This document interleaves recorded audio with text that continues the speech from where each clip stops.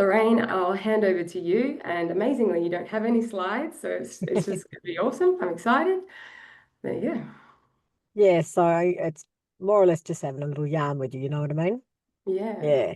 So firstly, before I start, I'd also like to acknowledge the beautiful country that I am on today, Whadjuk country. And I believe this is the First Nations country to my mob. And I also want to respect my elders and acknowledge my elders, past, present, and emerging. And also, acknowledge my culture for the continuing care of land and the waterways. I also want to acknowledge the non-Indigenous people also in this space that are also meeting on the lands, and also any other Indigenous people that are also online today. So as you know, I'm a Whadjuk Noongar York from Perth, and I've also been incarcerated. So I actually went on a journey through life that I actually thought was normal.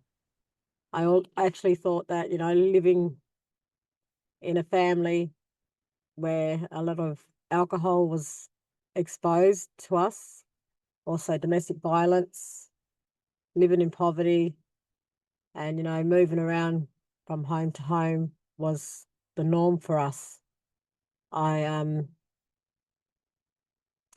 stayed with my grandmother when I was about 10 years of age, and I lived with her until I became a teenager. So, she did the best that she could with me, and she took me on trips back to her country and told me all about her country, and we would have a lot of family gatherings, which was really good, and we would share a lot of stories. Us kids wouldn't listen at the time. We didn't really understand. Like, we just wanted to play in the bush and do what kids do back in the day. So as I got to a teenager, I ended up having my first child at the age of 16. So I got into a relationship, didn't finish year 10, which was at the time, it didn't really seem to matter to me, education at that time, because we were still like in survival mode back in the days, and really didn't have no connection to culture, because my mum's a stolen generation, and I didn't know none of this. So, I went through my first marriage, very rocky. I fell in love with a person that was very damaged as well. And he used to, I was impacted with domestic violence at a very young age. And I thought that was love. Didn't realize that we both had a lot of unaddressed issues that we were dealing with. And so I had my first child, and then I continued to go back into this relationship. I didn't know any better at the time. So I had another child with him, but I left him just before I found out I was pregnant. And then I lost my second child to SIDS, to cot death at the time. And I think that might have been the first time I ever touched meth. I just experimented with it. And I came back up to live with mum, and my grandmother supported me. And then I ended up around about the age of 20. I fell pregnant for twins for another partner of mine. And my life was really good. It's like I had my own first home. I had my kids in routine. So I had my son, and I had my two daughters and my partner, and everything was going pretty good in life. I was studying, at Thornley TAFE. I was getting all these qualifications that I didn't do when I was in high school. And then unfortunately that relationship came to an end because my partner at the time was having a relationship with my baby sister. And I think throughout all these traumas and all these, these events that happened to me throughout my life, I suddenly I lost control of everything. It felt like my heart was torn out of my body, and I couldn't deal with it. So I started to drink a lot of alcohol, and still try to look after my children.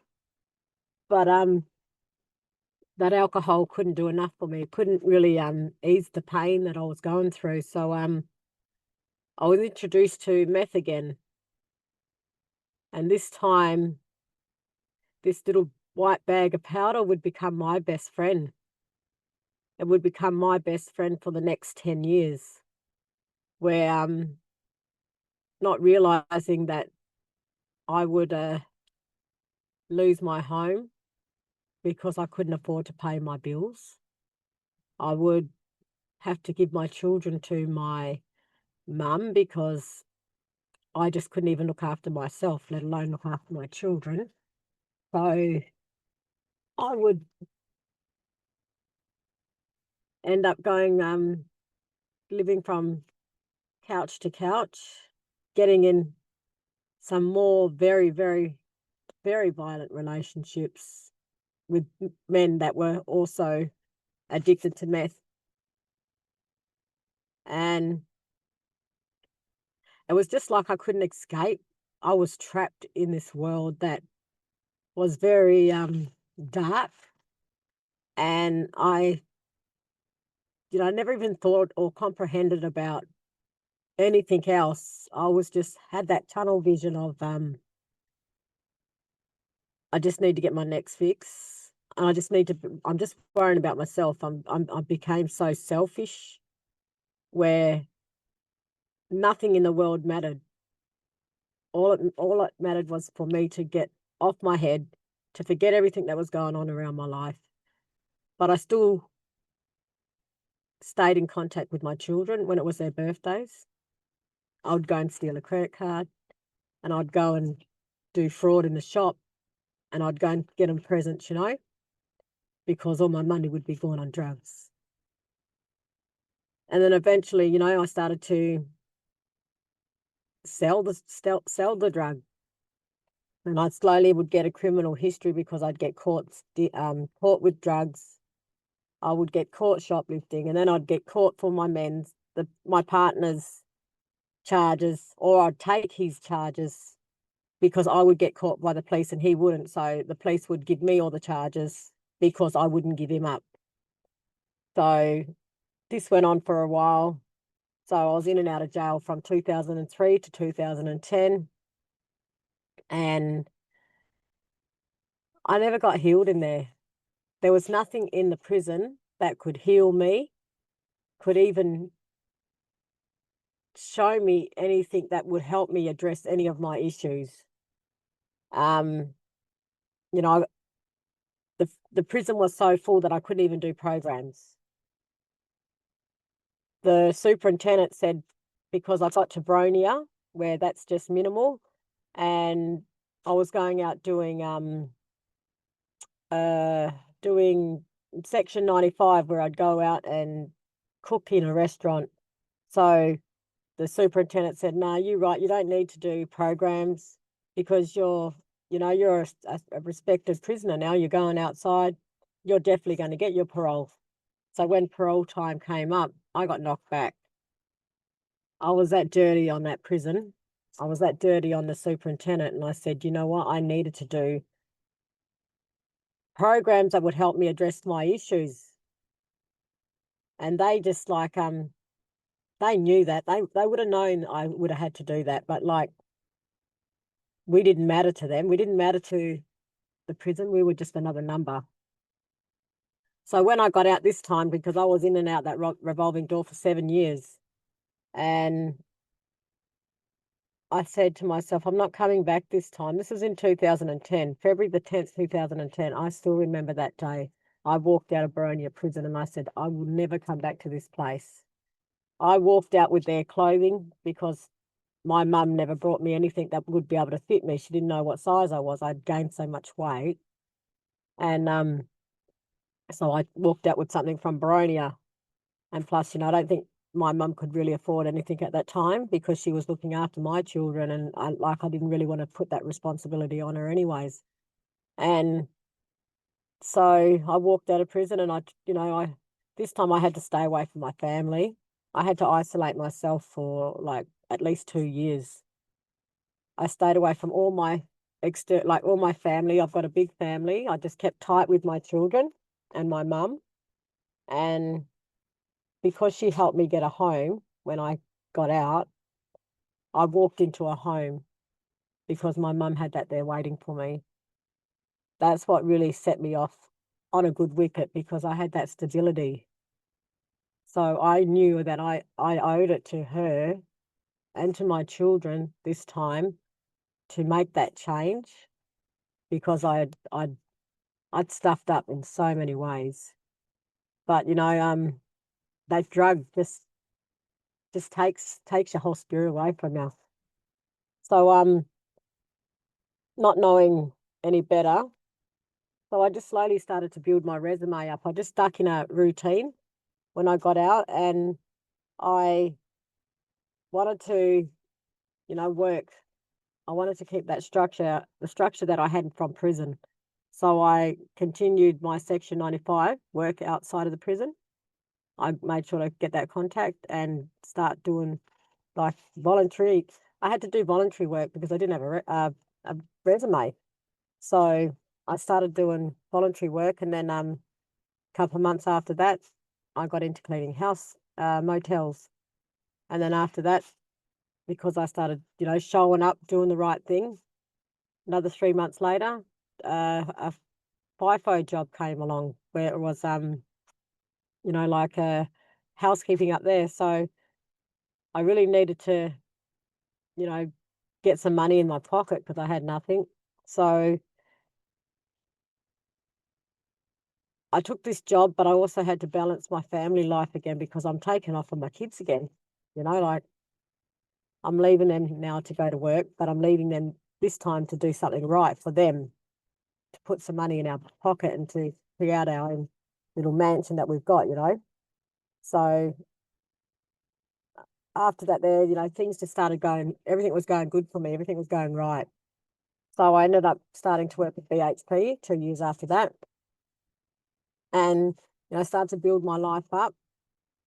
And I thought, well, I'm at a time in my life now where everything's going pretty good. My kids are right. I've got my own home. But I'm still worrying about the girls in prison, like it's still in my head. I still need to do more. What can I do? And I think my calling was for me to help the girls, the Aboriginal women that were incarcerated, because all I seen was them coming in and out, in and out, in and out. And I was going in and out and in and out. And nothing was resolving any of it, any of our issues when we were going in there. We're going in there under the influence of drugs. Well, why was we going in there under the influence of drugs? We must have some sort of issues that is going on inside us that we need to help, that we need addressing. So I started to connect with the elders, from Yokai, and listening to all their stories and my mum's stories, like the history of what they went through. And then I started to learn about the stolen generation. And I thought, oh my goodness, like these cycles that I am living is what my mother went through and what my grandmother went through.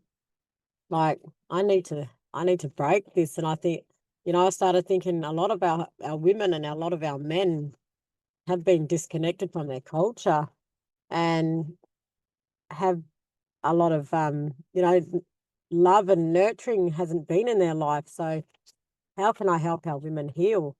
So, I first I started to be that motivational speaker for our women, like talking about, how I've broken the chains off my arms and my legs from the system, how I have walked away from a system that's entrapped us for so long. And so then I started to do these hope bags, healing hope bags. I thought, I walked out of prison like with the clothes that was in the prison that was in one of their boxes, like I thought I need to get some bags happening for our women so when they get released, they've got something nice to walk out to and they've got a few changes for the week, or the 2 weeks. And so they don't have to go and, commit crime to go and get a pair of underwear or a tracksuit pants or just something that, keep their pride going. So I started the hope bags and I'm still delivering them to today. Like I started them back in 2022 in October, and I've delivered so many hope bags to these women, like to Baronia prison, to Bandiup, to Whadjuk, women even in rehabs. When they go from prison, they go to rehabs. I've got bags there for them because I know how much it costs to be in a rehab. So all these sort of things, they help. They helped in a way that, just the basic necessities that our women needed, just to help them, give them that helping hand. And then women started coming to me and asking me, like sister girls that came out of prison, sister, what, I just want to live a life like you, like I don't want to go back into prison. And so I thought, man, I really need to do a lot more. So then I started to create Voice of Hope. And I thought it started off with me, Mum and Auntie Shirley, and we just wanted to go around and talk to the women in the prisons, We just wanted to engage with them, build these relationships with them and see what they needed. And what they needed is what I needed. We all needed the same sort of, things because we were missing a lot and they still didn't understand what they were going through. But I had that finger, I had already got my finger in the pie of what was going on with our people and, what a lot of their trauma was. So, I created our program called Whadjuk Noongar, which is healing women in Noongar. And it's a program that contains a lot of the elements of what an Indigenous woman needs to help them be empowered, to help them be full inside, like domestic violence, parenting, identity to themselves, like their culture, um, employment, accommodation, uh, self-esteem, so building their confidence up, all these sorts of things, art, dancing, all but from a cultural lens, all coming from a cultural lens.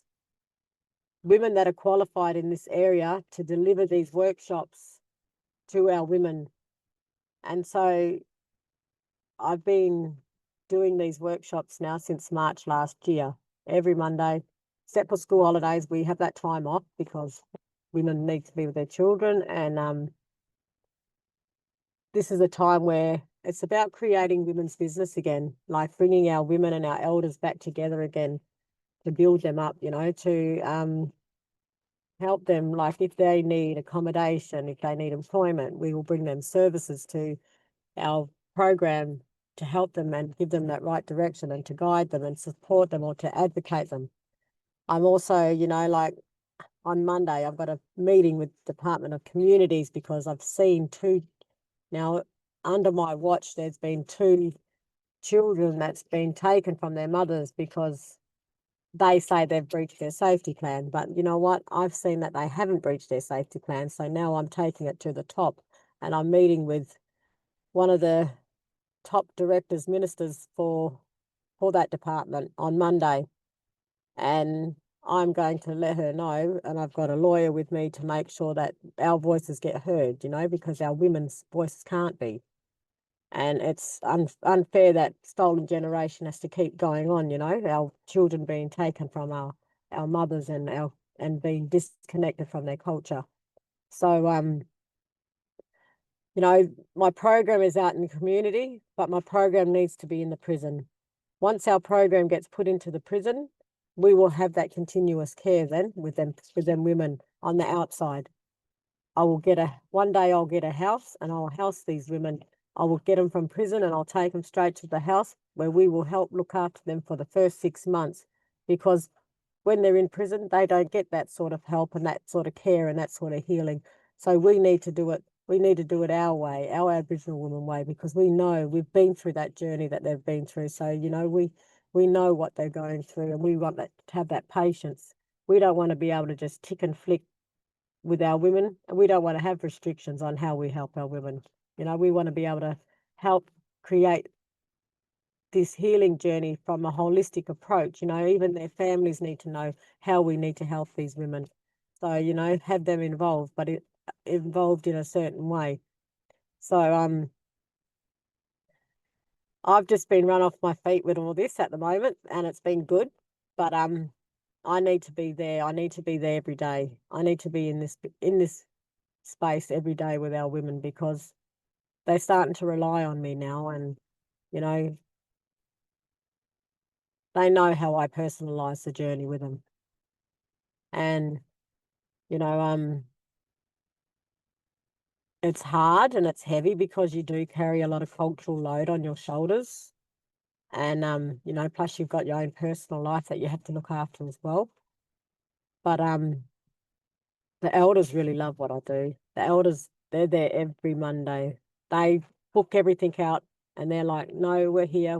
We tell our families we're here. Don't annoy us on Mondays because we've got our group to go to. And it's really good because I've got that respect from them. And that's all I need, is the respect from my elders to be able to do what I do and help them also be involved in the decision making. So it's about, bringing women's business back alive again, bringing our culture back alive again, because that's the way that we're going to heal, is through our culture, because that's what's missing, is that disconnection. And I just want to walk alongside our women, because I'm not ahead of them or I'm not behind them. I just want to be walking alongside them, and I want them to feel that. And I'm actually getting, respect from a lot of the prisons that want me to go in there and to, do what I do. But I've just got to go up higher and start knocking on some doors to be able to get this program in, because I think this program will do a lot. It'll connect with them a lot, and no one's going to stop me for what I'm doing, because it's what I want to do, and it's the right thing to do, because I feel it from my ancestors. I feel it when I move, and that's the great thing about it, because you get them good feelings about it. And I'm so happy that Stuart and Louise has, they've heard me, they've involved me in things, and it's good because we need that data, we need the statistics to even get where we want to get to. It's about working with the Western world and the Indigenous world, like how do we bring that together so that we can have change, like navigate change for our people, because it's tiring. It's tiring for us. And I just want to dismantle a system, honestly. Honestly, I just really want to dismantle a system. I don't want our kids in prison. There's no way that they should be in prison. They should be out getting nurtured and cared and educated, because there's deaths that we don't want to see, like all we know now is that our men go in prison and a lot of them are coming out in caskets, it's unfair. And a lot of our men are broken, a lot of them haven't had the nurturing and the love from their mothers and fathers because their mothers and fathers didn't know how to give it to them. So, domestic violence is if the if the white government would listen to us, we may be able to solve that problem with things that we know. But yeah, I just want to say thank you for, listening to me, and hopefully, watch this space, and hopefully I can get bigger and better for what I do for our women and our children and our young girls. And, I one day want this model to be rolled out to the men, to help the men do what they need to do for our men. Thank you. Gosh, thanks so much for sharing your story, Lorraine. Wow. The strength to get through all of that with such significant trauma experiences, and then turn all of that around, and put your energy into providing that kind of support, to women who have experienced incarceration that you weren't able to receive yourself. And those hope bags just seem like they would be unbelievably impactful, Yeah, meeting those basic needs, yeah. and grounded in just building relationships and being able to connect. Just wow, it's such incredible work that you do. And I also want to acknowledge the cultural load that you're carrying and how heavy that must be. Um, so I'm sure many folks are itching to ask some questions or have reflections. So I'll open the floor so we can have a yarn. Feel free to unmute.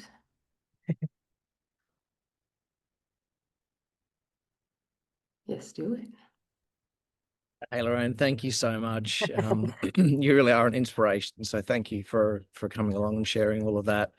I'm in Queensland at the moment at the Queensland Prisoner Health and Wellbeing Forum. And just before you joined us, someone came to me from the Institute for Urban Indigenous Health with a comment that sort of resonated with what you just said, where they've coordinated with all the Aboriginal medical services in the region to try to provide support for First Nations peoples leaving prison, but they can't yet go in and provide the services in the prisons, which they want to do. And I just wonder if you've got any reflections on that and how we can kind of create that change. It just seems like such a crazy situation.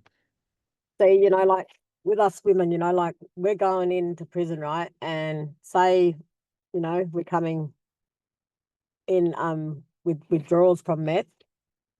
We're probably being impacted by domestic violence, so like if we're having issues with, maybe we could have aneurysms in our head because we've been hit around so much, all that sort of stuff. We need proper Aboriginal health workers to come in to the prison system because they know what we are suffering with. They know what to look for, because they know what a lot of our women and men are going through, like on the outside. And when we go in the inside, our health is neglected so much. It's just, and it takes so long for a doctor or a nurse to even get you in for an appointment. You know what I mean? Like our teeth are connected to our heart. You know what I mean? So coming off drugs and our teeth are going to give us like so much hell in there because, all of the meth that we've used are going to cause our teeth to come out. I've already had all my teeth done. So, like I only had 4 teeth left in the top of my head. So, we understand about our health issues. They get trained to understand about Aboriginal health issues. Going through my diploma, I understood and learnt a lot about all of that and our trauma and our, intergenerational trauma. I didn't know I was carrying all that stuff. So we're already, like I said, I'm already broken in my mum's womb when she's pregnant for me. So, we're carrying so much trauma as it is, and then we're, medicating ourselves with poison such as meth and alcohol, so which are causing levels to go up even higher. And our Aboriginal people are studying personally to know, identify all that sort of stuff, So it is a big must that our Aboriginal health system, our Aboriginal health workers go in, check our blood pressures, because we are the highest percentage of everything, you know, and we may be able to prevent suicides in there if we had all that in place. Because a lot of men and women now that, you know, I can just see a lot of cancer are coming out of our men and women now because of the drugs. We're having heart attacks because of the drugs. You know, all that sort of stuff. Everything's just elevating in our body, and we need that special care in the prison system. You know, like, why aren't they put Medicare in there? You know, the taxpayers are paying so much money to keep a person in there, you know, like. Exactly. Yeah. Over to you. Oh, thanks, Lorraine. So impressive to hear you talk. I'm always really inspired when I hear you talk, and just want to say how much I appreciate the way you share your story so openly. And the thing I was really struck by this time was when you talked about the how your mum really carried such a load, and I obviously know your mum. She's an amazing woman, Auntie Mari, and it made me just want to ask you, what do you think would help with families who are trying to support people Yeah, going well, through these experiences? What sort of things would be missing and that you can really see would make a difference for families? well, you know what? You know, with us women, it's like, you know, we don't get the parenting thing first off because a lot of us haven't had, you know, because it goes back to colonization, right? Our kids being stolen from their mothers and fathers. So nurturing, it's very hard to try and comprehend how that goes when we're a mother or a father, because we've got so much trauma in us that we don't know how to show that love. So when we become grandparents, we are experts at mothering a child then, and it's happened in our Aboriginal families. That's why you see a lot of Aboriginal grandmothers having the responsibility of their grandchildren now, because they know how to do it this time around.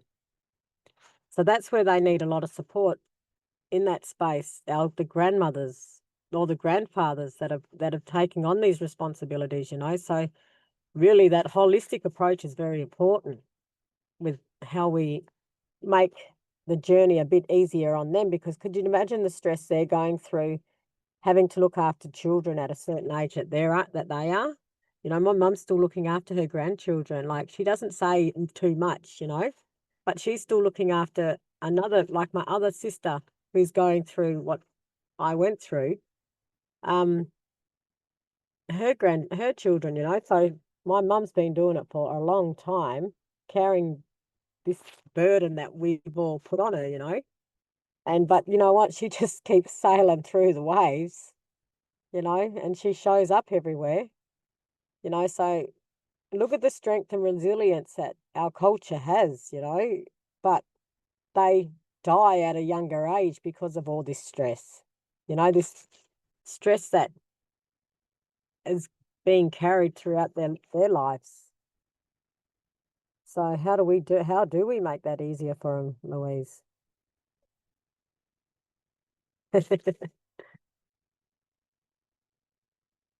Well, I feel like you're really showing the way for things that are going to make a difference.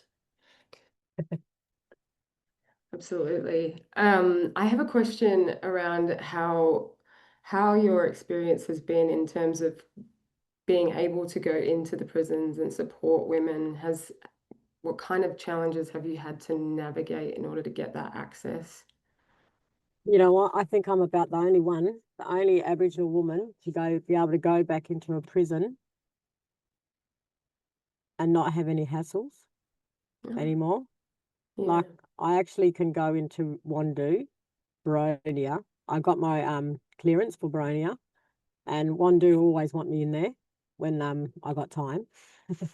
And you know, Melaleuca wants me to go in there. Bandy up, that would probably be the hardest. Yeah. That's a pretty hard prison, that one. But I'm actually finding it, like, I've probably dinged it at the right time now, where, you know, I've been out for a while. A lot of the prison officers that are still working there were there when I was in prison. So like, you know, I used to do a lot of peer support when I was in prison. I was never a challenging prisoner, you know what I mean? Mm, Kept to myself and looked after a lot of people, took a lot of girls under my wing. And you know, I continue to do that now. And when they see me, it's like we have the best conversations, but like, you know, there's still a point where they got restrictions too, you know what I mean? mm. And I've got a meeting next week with Baronia, so you know they have given me the directions to go to get my program into the prison, which is good, you know what I mean? Yeah, So yeah. so good. I'm just sorry. You're amazing. Megan, I think you had your hand up next. Hi, Lorraine. Thank you so much for your presentation today. It was really great to hear about the work that you're doing. It sounds so important. I'll just introduce myself very quickly. I'm a researcher at UWA, Yep. and my work focuses on children whose mums are in prison, around what happens for them. Yep. And I work with a group of women with lived experience of being mums in prison, and they often talk about the difficulty with finding out what support is available and where to even start. So I'm just Yep. wondering how you get the word out about what you're doing and how people can find out about Voice of Hope. So I am going to do some information sessions in the prison very soon, and gonna leave my details at the prison so that women can contact me. And once I get an office, I'm gonna get a phone that will give, I don't know how I'm gonna do it, but I'm gonna do it. Get women to have free phone calls to me on their Runter system. So if anybody knows how to do that, but we will do it together. I'm going to get, yeah, as soon as I get my office, these women will be able to have access to a free call on their Runter system, and I'll be on their Runter system so that they can contact me. And if they need help with their families, because I've also, like women in prison, I've also helped their daughters when their daughters are having babies, like with baby stuff, you know, like because they're in prison, they can't get nothing for their grandchild. So I'll go and do shopping for them just to make it a bit easier for, you know, families. Yeah. Thank you. Thanks, Megan. That reminds me of an organization that came up the other day called Young Prodigy, and they're campaigning for free phone calls in New South Wales prisons. So I'll send through Yeah. that campaign and then pass over to Margaret. Question. Thanks. Hi, Lorraine. I'm Hey. Margaret from Mental Health Matters too. It's so lovely to see your face. I've heard so very much about you. And I just wanted to start by saying I deeply appreciate you walking us through your journey from, and bearing your soul and the pain that you've experienced, and also sharing with us the drivers for the incredible transformational work that you're now doing. I'm just wondering if you have managed to clone yourself yet, because it sounds as though you kind of need to be in lots of different places Yeah. at the one time. Yeah. And so my question is really around, how we modulars can kind of help, not overlay, obviously, but help the work that you're doing, to support it, because it is transformational work. And thank you for doing it. Yeah. Yeah. Well, like I said, I probably need to ask someone that's at university to help me with some sort of statistics, like data, so that I can provide for funding so that I can become operational. Because what I want to do is, when these women come out of prison, like, you know, I want to start them off doing voluntary work with me, but then I want to have them in positions with me, because I want my organisation to be run by Aboriginal women that have been incarcerated. You know, I want to help empower them into this sort of space. And I will have someone that I wish that there is someone that is sort of shadowing me at the moment. So yes, that I've helped keep out of prison, and she's really shining out here now. So yeah. We can't clone you, unfortunately, but we can. You're an amazing role model for these women. So I'd love to see you get funding for, and especially to evaluate some of the work that you do and Yeah. to continue it. Yeah, amazing. Anyone else want to pop in with a question? Let's do it. Diving in again, Lorraine. Just a question about that kind of cloning yourself. So again, I'm in Queensland, and they were just talking about some of the headwinds for change here. The government's just committed 2.39 billion to building more prisons in Queensland, and I think similar trends are happening in WA and other parts of the country as well. Yeah. What would you do with $2.39 billion if Voice of Hope got it instead? Well, I'd start the operational business for Voice of Hope, but I also would get a house or, like a place where I could at least accommodate 10 women.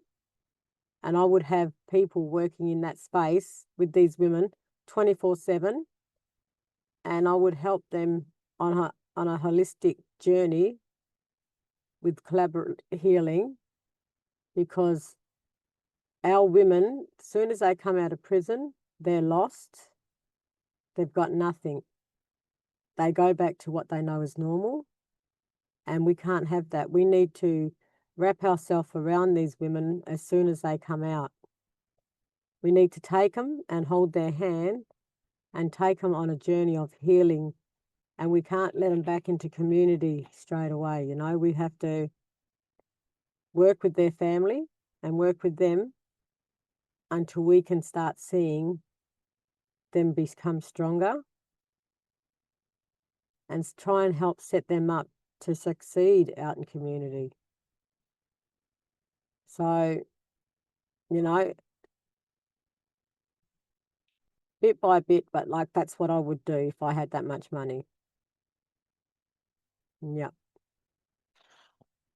That sounds like good use of funds, Lorraine, to me. Yeah, well, I'm studying my Masters of Indigenous Business Leadership. If I pass this course, I will be the first Aboriginal woman in Perth that's been incarcerated to have her Masters. And then I'll get my PhD. Yeah, you will. So, We've got a couple of questions in the chat. First one was from Megan. She's just asking, what kind of statistics do you need? so this is where I need to help ARCs or use this sort of stuff, like statistics of I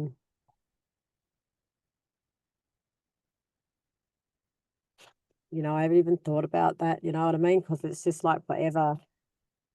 I'm like rolling with everything on my own at the moment, like I have got a great board of directors, so I've got all my governance in a good space. And at the moment, I'm just running around doing everything because I don't want my elders to do it. I cater for all of them. In a minute I've got to organise all my food for Monday. I've got the facilitator, even I don't know, this is what I would like to ask you. What would be a good way of getting up? What sort of statistics would be good for me to get to be able to get funding? Stuart might have the best idea, about this. He's the data man, or others. I was going to point to Megan there. I think, statistics, getting the numbers there is good. And Lorraine, I reckon some numbers around the dollar costs can be really important as well. Yeah. Because, we care about people coming out of prison. But even setting that aside, it costs a lot of money to let people down. And spending some money to hold people up and support them. So wrap around them, like you're saying, I think we'll find probably cost less in the long run than letting people down. That's right. Definitely will. We'll go to Lara, and then I'll get back to the questions in the chat. Thanks. Hi, Lorraine. There you go. I work at Airbus Foundation, and I don't know if you've heard of us before, but we go into Aboriginal communities all over WA, and we test the kids for hearing. Oh, yep. And we know Aboriginal kids have got really high levels of ear disease, and this keeps them disengaged from school and Yeah. actually helps that whole pathway and pipeline into incarceration. Yeah. It's part of the story. I've been working with another organisation that's looking to do a very similar thing to what you're talking about, but they're talking about for men. And I think I would love to get you together because they have got a lot of resources, and I think that they could help you. Okay. I'm just going to mention that. I can't tell you who they are in this forum, Yeah. and the work that they're doing. They've asked me not to spread it more widely, but I Yeah. really think that you would benefit from talking to them and probably from some of their funding. Yeah. Sounds great. Thank you. Love that. Love the extra connections you get through doing these kinds of things. So Lindsay, I know she's joining from a noisy cafe, so can't turn on her video, but she's asking, she said in the chat, thank you so much, Lorraine, for sharing your story. It is so inspiring. I have so many questions, but being a researcher, I'm wondering what kind of research you think is most needed. And then I'm gonna double question. My other question is, if you had a magic wand, what specific changes would you make in prisons so they can help people heal? Oh man, I just don't want them in prison full stop, right? Yeah.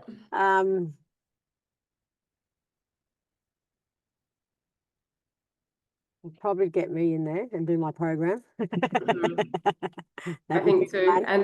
And you could fund the cloning of yourself. Yeah, exactly. Where we start, right? We start in prison, and probably we could create something in prison for our women, like have our own little team in the prison, the women that, Aboriginal women that are in there, and formalize Voice of Hope inside the prison, so these women could like feed back to me what is going on, what's the issues in there, what they might need help with, from what we can do on the outside sort of stuff. But statistically, we need to find out, like a lot of these people, a lot of our women and men don't know who, like, their culture. A lot of them are very disconnected. So I don't know, like maybe how much healing Voice of Hope is doing to women compared to what the healing's being done in the prison, like I don't know. An evaluation of the work that you're doing, I think, would be really impactful and really helpful in finding and getting extra funding for you and keeping you going. Yeah, totally. And I think if I just wanted to say, if you do think of ways that we can help with the data that we have, feel free to just email us anytime. Just shower thoughts. No, thanks for that. I will. Margaret has a hand. Thanks. I'm just thinking, Lorraine, about your question about the research data. And I say this as probably the least research person in here, because I'm in the advocacy space more than the research space. Yeah. And I think that what you're doing is exactly the recipe for success. I just kind of want to, so bringing together the power of your story with backing it up with the data. Because what we've found in Mental Health Matters too is when we go with the data, if it hasn't got a feeling behind it, if it hasn't got a face to it, it remains quite flat and one-dimensional. But if we are able to do precisely what you've done this morning, which is engage people in the story and then bring in the data, that just seems to have had a powerful effect at times. And sometimes we don't know the effect. Sometimes you drop it as a seed, the seed grows elsewhere. We're not here to see it. We just hope that it does sprout and doesn't perish. But I just want to kind of validate it's the both and it's not, and I don't mean just the story to minimize the story, because I'm a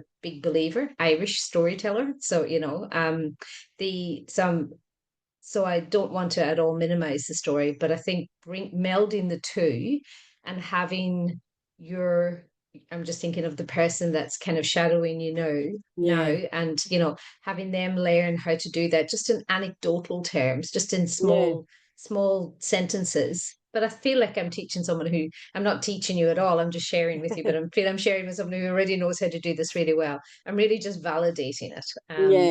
The two together is the power. Exactly. Because I definitely know when I know that someone, like when they're starting to kick goals in their life, and they're starting to overcome the systematic problems that has occurred in their life, I know that there's a win-win, you know what I mean? She's winning. And but then there's always, like, especially with the Department of Communities, they're always trying to bring our women down no matter what, like she's really trying, her hardest to keep everything together. But then they find something that they, yeah. We have these challenges, and it's so frustrating that we're still having to fight a fight that that we shouldn't be fighting, Absolutely. And the only other comment I was going to, sorry, Sarah, was another space for that narrative, which might provide some influence as well, Lorraine, because onto your path of operationalizing Voice of Hope, and is into the lived experience community. So I'm in the mental health and drug and alcohol lived experience community work quite a lot. So I'm happy to have a yarn with you outside of this, as if it's helpful, because I think that the women coming out of prison are absolutely not heard in that space, and I'd be happy to do anything I can to help that voice raise. Awesome. Thank you. Come and do a workshop too. Great. Georgia, I think we have time for one more question. So go ahead. Thank you, and thanks. I just want to echo what everyone else has said, Lorraine. Thank you so much for sharing your story with us and the amazing work that you're doing. I work actually in the brain injury space, and your comment about, on top of all of the things that your women are dealing with, the possibility of them having a brain injury, whether that's from something lifelong or family domestic violence. I'd be really interested to hear your perspective on what do you find that there's information available for you or for the women that you're helping about even trying to learn if they have had a brain injury, or getting any kind of support or resources? Yeah, good that you say that, because I was watching Spotlight one night. I think it's Spotlight or 60 Minutes or something, and it came up with about the footballers, all getting hit in the head, getting concussion, and that sort of like triggered me. And I'm thinking, you know what? I've been hit around the head so many times, and probably like harder than some of them men, because from the men that I've had in my life, I thought I've never ever had any scans on my head to show that, my brain or my thing could be affected by it, because I'm now walking out of the shops now and I'm thinking, where did I park my car? Like, I'm only 50. I shouldn't have Alzheimer's yet or dementia.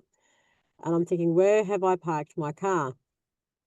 And I could be thinking, like, a lot of our Aboriginal women's, this is getting missed. Especially, absolutely, a lot of our Aboriginal women are getting missed. So this could also be something that could be, like data collected for our Aboriginal women that are going through all this sort of stuff. Because concussion, like, I know I've been knocked out a few times and knocked out, completely knocked out for a few seconds, and still don't know what's going on inside my head. But yet I'm feeling things, like things are happening, like with my motor skills. And my cognitive skills, Absolutely. There's a couple of I'll share a couple of links in the chat, Lorraine. They're not my organisation, but there's one called Synapse. They work across the country. They don't have a lot of input into WA at the moment, but they do actually they work a lot around. They might have some data on that, but also connectivity is another one. I'll just share their links that they also do a lot of work in that space. But I'd be really happy to chat about it more and find out what you think would be helpful for the women to even just like some information about if you start to notice these things, maybe try and have a yarn with your doctor about it, or exactly. But I just think it's such an It is. important space to help to It is. just another thing to try and help to break the cycle. Yep, it is definitely. And I was that was always in my head before, like at that time, and I'm thinking like I feel so sad because our women, like, that's being missed a lot, and nothing in WA really has come to fruition around that.